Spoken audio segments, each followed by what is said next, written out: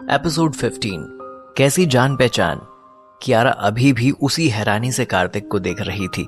उसको सपने में भी उम्मीद नहीं थी कि वो अकेली बैठी जिसके बारे में सोच रही थी, वो लड़का अचानक उसके सामने इस तरह आकर खड़ा हो जाएगा जैसे कोई जादू हो गया। देखा तो है ही। अरे अब तुम मुझे इसी तरह घूरती रहोगी तो मैं नर्वस हो जाऊंगा, कार्तिक ने उसे छेड़ते हुए कहा। कार्तिक के ऐसा बोलते ही कियारा का चेहरा हया से गुलाबी हो गया। आसपास के लड़के लड़कियां जितना हैरान थे उससे कई ज्यादा हैरान तो नील था।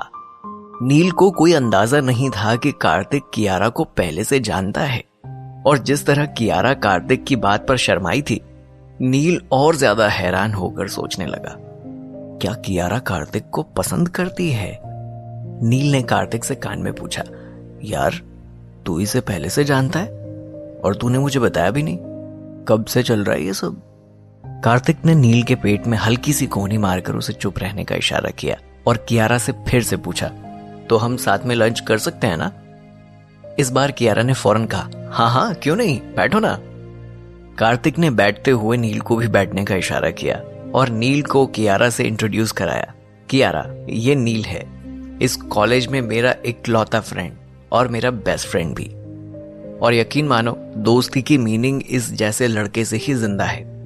जीने मरने का सवाल हो या दुनिया में कोई भी मुश्किल आ जाए, ये हमेशा मेरे साथ खड़ा रहता है। नील अपनी तारीफ सुनकर खुश हो गया। कियारा उसे मुस्कुराते हुए देख रही थी।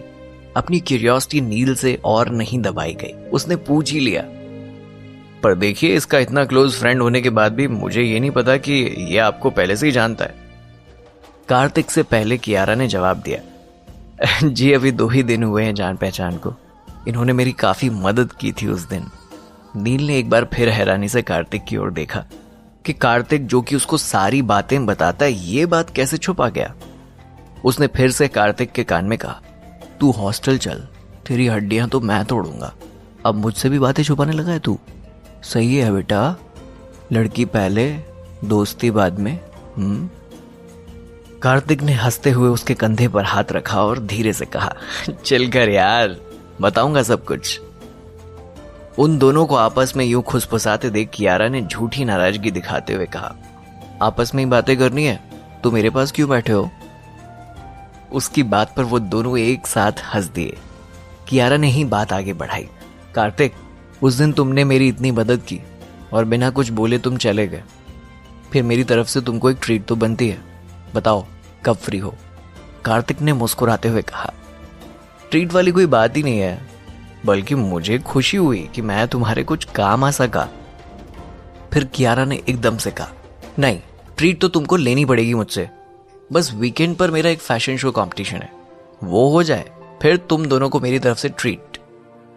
काफी प्रेस्टिजियस कंपटीशन है, अभी इन दिनों उसी की तैयारी में बहुत बिजी हूं यार। कार्तिक ने उसको एडमायरिंग आईज से देखते हुए कहा, और कितने राज छुपा रखे हैं तुमने, ये बताओ? गाना तुम इतना शानदार गाती हो, खूबसूरत तुम हो ही, अब पता चल रहा है कि तुम फैशन डिजाइनर भी हो। एक बार में बता दो भाई, कमजोर दिल है अपना, बार बार झटके सहन नहीं कर सकेगा। उसकी ऐसी फ्लर्टिंग वाली बातें सुनकर कियारा खिलखिलाकर हंस दी। आसपास खड़े लड़के लड़कियां जलन से मरे जा रहे थे और नील हैरानी से। इतने में ही एक लड़का वहां तेजी से आया और कियारा पर लगभग चिल्लाते हुए बोला, जब मैंने तुम्हें इनवाइट किया लंच के लिए तो तुमने मुझे साफ मना कर दिया, तुम बिजी हो ये बोलकर, और अब तुम इस लूजर के साथ बैठकर यहां लंच कर रही हो, और ना सिर्फ लंच कर रही हो, आगे की पार्टी के प्रोग्राम भी बना रही हो। वाह, तुम इतनी बेवकूफ कैसे हो सकती हो? तुम्हें दिखाई नहीं दे रहा ये लड़का कंप्लीट गार्बेज है? नील उस लड़के को पहचान नहीं सका। याद करने की कोशिश करने लगा कि कहां देखा है उसे। उसकी बकवास सुनकर कियारा एम्बैरेस फील करने लगी। उसके चेहरे का रंग उड़ गया था। उस लड़के के कार्तिक को यूं जलील करने से कार्तिक पर कोई खासा फर्क नहीं पड़ा। वो सालों से आदी था इन बातों का। लोग उसे नीची नजर से ही दिखते थे। अब तो वो मुस्कुरा भी रहा था। कियारा ने पलटकर उस लड़के को जवाब दिया, माइंड योर टंग रोशन, मुझे किसके साथ लंच करना है, किसके साथ party, that's none of your business. वो लड़का फिर बोला, मुझे नहीं पता था कि तुम्हारी पसंद इतनी चीप है।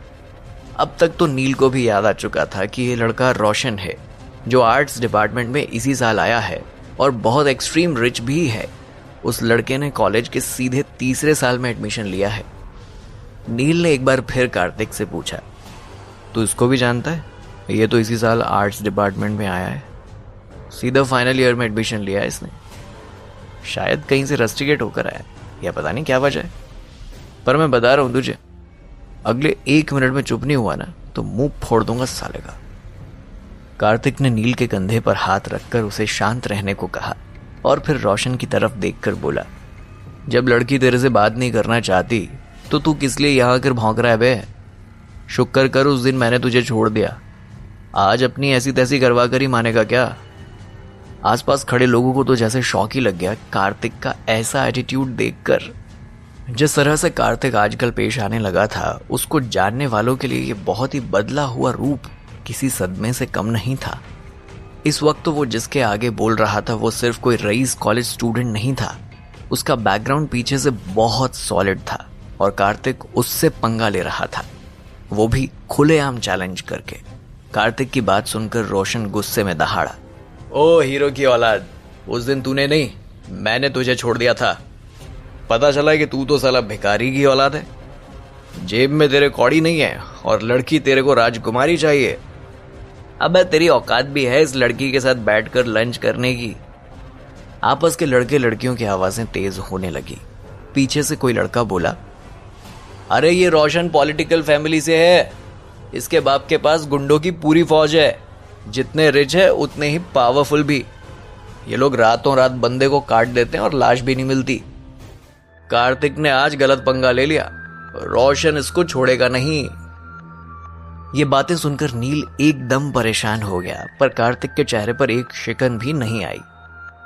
जब उसे अपने फॉर्चून के बारे में पता ही नहीं था, शायद तब वो परेशान भी हो सकता था, पर अब वो भी जानता था कि वो खुद कितना पावरफुल है और रोशन जैसे सो कॉल्ड पावरफुल फैमिली वाले उसके अरबों रुपए के आगे कुछ नहीं है।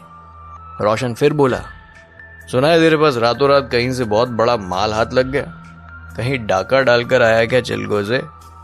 बहुत हवा में उड़ने लगा है। तेरा आज नक्शा ढीला नहीं किया ना तो मैं भी साला अपने बाप की औलाद नहीं। कार्तिक ने भी रोशन को उसी की टोन में जवाब दिया, मुझे तो यकीन है तू वाकई अपने बाप की औलाद नहीं है। कार्तिक के ऐसे जवाब पर रोशन तिलमिलाकर आगे बढ़ा और कार्तिक के चेहरे पर एक घूंसा मारने की कोशिश की, जिसे कार्तिक ने लास्ट सेकंड में सिर साइड हटाकर बचा लिया। रिफ्लेक्स एक्शन में कार्तिक ने तेजी से टेबल पर रखा सूप बॉल उठाया और रोशन के सर पर पलट दिया। सूप गर्म था, रोशन गुस्से में पागल हाथी की तरह चिंघाड़ा। कैंटीन में हड़कंप मच गया। पीछे से फिर एक लड़के ने कहा, कार्तिक ने आज ये क्या किया? ये कार्तिक आज जिंदा नहीं बचेगा, रोशन किसी हाल में इसे नहीं छोड़ेगा। रोशन ने चीखते हुए कहा, आज नहीं छोड़ूंगा साले तुझे, जान से मार दूंगा। तेरी इतनी हिम्मत साले भिखारी, देख तेरा क्या हाल करता हूं। वो दोबारा कार्तिक की तरफ बढ़ा और साथ ही उसके चमचे भी, जो गिनती में तकरीबन 5 थे। जैसे ही उसके चमचे लपके वैसे ही नील भी एक्शन में आ गया। उसने भी हथियार की तरह चेयर हाथ में उठा ली और चीखा, आओ पिल्लों, देखूं किसमें कितना है दम। इतने में कार्तिक ने भी टेबल पर रखी कांच की प्लेट उठाई और टेबल के कोने पर दे मारी। प्लेट के टुकड़े टुकड़े हो गए और एक बड़ा सा तिकोना टुकड़ा कार्तिक ने अपने हाथ में पकड़कर रोशन को ललकारा, रुक क्यों गया? आगे आ, दम है तो। वहां मौजूद सभी भौचक्के रह गए कार्तिक में इतनी हिम्मत देखकर कि वो रोशन जैसे क्रिमिनल को चैलेंज कर रहा है। कियारा ये सब देखकर कांप रही थी। फर्श और टेबल पर प्लेट के टुकड़े फैले हुए थे। कार्तिक के हाथ से भी खून बह रहा था। दरअसल जब कार्तिक ने अपनी प्लेट तोड़ी तब एक टुकड़ा उसके अपने हाथ में भी चुभ गया था। लड़ाई आगे बढ़ती इतने ही एक तेज हलचल हुई। कोई चिल्लाया, अरे प्रिंसिपल सर यहीं आ रहे हैं। रोशन के दोस्त उसे जल्दी से बोले, रोशन अभी चल यहां से, दोबारा रस्टिकेट नहीं होना यार, इसको बाद में देखते हैं, अभी चल निकल बस। रोशन की आंखों में सूप जाने से उसको जलन हो रही थी। उसने जाते जाते कार्तिक को चैलेंज दिया, ये मत सोचियो कि तू बच गया, मैं आऊंगा फिर से, और अब की बार तू जान से गया, समझ ले। कार्तिक ने भी उतनी ही डेयरिंग के साथ उसको जवाब दिया, जब तेरे में गट्स हो जाए ना, आज ही हो, देखते हैं कौन किससे बचता है। पूरा कैंटीन ये सब देखकर सन्न रह गया। लड़के लड़कियां जो रोशन का बैकग्राउंड जानते थे उनको कार्तिक पर तरस आ रहा था। सबको लग रहा था कि रोशन अब कार्तिक को जिंदा नहीं छोड़ेगा। और जो लोग कार्तिक को पहले से जानते थे वो इस बात से हैरान थे कि कार्तिक में इतनी हिम्मत आई कहां से। कार्तिक में स्टैंड लेने का ये एटीट्यूड जरूर इतना पैसा आने की वजह से आ गया था, पर वो पीछे से जिस फैमिली का था उसका ब्लड फियरलेस था। डरना तो उसके खून में था ही नहीं, और अब तो उसके पास पैसे की पावर भी थी। उसने सोच लिया था कि अब वो किसी की धौंस नहीं सहेगा, और गलत बात पर तो बिल्कुल नहीं। कियारा रोशन के जाते ही भागती हुई कार्तिक के पास आई और बोली, ये सब मेरी वजह से हुआ है, इतनी चोट तुमको मेरी वजह से लगी है। कहते हुए उसने कार्तिक का हाथ अपने हाथ में ले लिया। कार्तिक के हाथ से बुरी तरह खून निकल रहा था। उस प्लेट का बहुत बड़ा टुकड़ा उसकी कलाई में घुसा था। खून रोकने के लिए कियारा ने जल्दी से अपना रुमाल निकाला और कस के कार्तिक के हाथ पर बांधा, पर खून अभी भी नहीं रुक रहा था। नील ने कार्तिक को बोला, चल तू फटाफट मेडिकल रूम चल पहले, मुझे लगता है कि यहां टांके आएंगे। साले तू जोश में खुद क्या कर बैठता है, क्या जरूरत थी इस तरह प्लेट तोड़ने की। नील ने उसे प्यार से डांटते हुए कहा। कार्तिक ने कोई जवाब नहीं दिया। नील और कियारा कार्तिक को कॉलेज के मेडिकल रूम में ले गए। डॉक्टर ने हाथ चेक किया और उसने कहा कि टांके लगाने की नौबत तो नहीं आएगी, पर कुछ दिन तक हाथ को पानी में मत डालना और हाथ में बैंडेज ही रहेगा। कट काफी बड़ा था और खून काफी जा चुका था। डॉक्टर ने हाथ को बांधकर उसके गले में एक स्लिंग की तरह टांग दी। कियारा बहुत शर्मिंदा और रुआंसा महसूस कर रही थी। उसकी वजह से कार्तिक को इतनी चोट आई है। मेडिकल रूम से बाहर निकले तो कार्तिक का फोन बज रहा था। कार्तिक ने बाहर आकर देखा तो चौहान अंकल का फोन था। उसने उन दोनों को 1 मिनट रुकने को कहा और साइड जाकर फोन किया। उधर से चौहान अंकल की घबराई हुई सी आवाज आई, तुम्हारी कॉलेज में कोई फाइट हुई है? कार्तिक ने जवाब दिया, कोई खास नहीं अंकल, ऐसी छोटी मोटी फाइट तो कॉलेज में होती रहती हैं। चौहान अंकल गुस्से में बोले, छोटी मोटी फाइट में खून निकलता है क्या? मुझे अभी पता चला सब। चोट गहरी है ना? उनकी इतनी फिक्र देख कार्तिक ने उन्हें कहा, अंकल आप इतना परेशान मत होइए, मैं बिल्कुल ठीक हूं। चौहान अंकल ने फिर से पूछा, तुम्हारे सिक्योरिटी गार्ड्स कहां थे? कार्तिक ने जवाब दिया, अंकल उनकी कोई गलती नहीं है, मैंने उनको इंस्ट्रक्शन दे रखी थी कि कॉलेज कैंपस में वो एंटर नहीं करेंगे।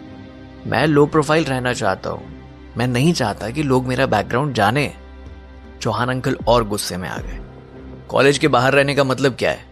अगर कॉलेज के अंदर तुम्हारे साथ ये सब हो सकता है तो उनको हर हाल में अपनी ड्यूटी मुस्तैदी से करनी चाहिए थी। मैं अभी इन निकम्मों को फायर करता हूं और तुम्हारी सिक्योरिटी के लिए नए गार्ड्स भेजता हूं, और अब से तुम उनके काम में टांग नहीं अड़ाओगे, और वो लोग ऑन ऑफ कैंपस हर समय तुम्हारे आसपास रहेंगे। तुम इस बात की फिक्र मत करो कि किसी को तुम्हारे बारे में कुछ पता चल जाएगा। वो तुमसे दूर रहेंगे और जब तक जरूरी नहीं होगा सामने नहीं आएंगे। चौहान अंकल हाइपर होकर लगातार बोले जा रहे थे। कार्तिक ने गहरी सांस ली। वो समझ गया था कि इस समय उनसे कोई भी बहस करना बिल्कुल बेकार है। उसका इतना ब्लड जा चुका था कि वो खुद भी अच्छा फील नहीं कर रहा था। उसने बिना किसी आर्ग्यूमेंट के उनको कहा, ठीक है अंकल, आपको जैसा ठीक लगे कीजिए। कार्तिक अब बहुत ज्यादा थकान महसूस कर रहा था। कार्तिक ने नील को कहा कि वो कियारा को उसके हॉस्टल छोड़ आए, पर कियारा ने इनकार कर दिया। नील को तुम्हारे साथ जाना चाहिए, अपनी हालत देखो, तुम हॉस्टल तक कैसे जाओगे? पर कार्तिक नहीं माना। वो रोशन के साथ हुई इस घटना के बाद कियारा को इस तरह अकेले नहीं जाने दे सकता था, लेकिन नील को कार्तिक की ज्यादा फिक्र थी। इस हालत में कार्तिक को अकेले जाने की बात तो वो भी नहीं माना। उसने जोर दिया कि वो तीनों पहले उसके हॉस्टल चलेंगे और कार्तिक को रूम में छोड़कर नील उसके बाद कियारा को उसके हॉस्टल छोड़ के आएगा। कार्तिक समझ गया कि नील मानेगा नहीं। उसके बाद वो तीनों एक साथ निकले। कार्तिक को हॉस्टल छोड़कर नील कियारा को छोड़ने के लिए निकल गया। हॉस्टल के कमरे में पहुंचते ही थकान, कमजोरी और दवाइयों के असर के कारण कार्तिक को फौरन नींद आ गई। जब उसकी नींद खुली तो अंधेरा हो चुका था। कार्तिक ने अपने फोन में समय देखा, रात के 9 बजे हुए थे। वो काफी देर तक सोया रह गया था। कार्तिक हैरान हुआ कि इतनी देर हो गई, नील अभी तक कैसे नहीं लौटा। उसने नील को फोन किया। नील का फोन नॉट रीचेबल आया। कार्तिक को टेंशन होने लगी। वो बुदबुदाया, नील तो बिना बताए कभी इस तरह नहीं जाता, आज क्या बात है? उसका दिल घबराने लगा। इतने में ही उसके पास एक अननोन नंबर से फोन आया।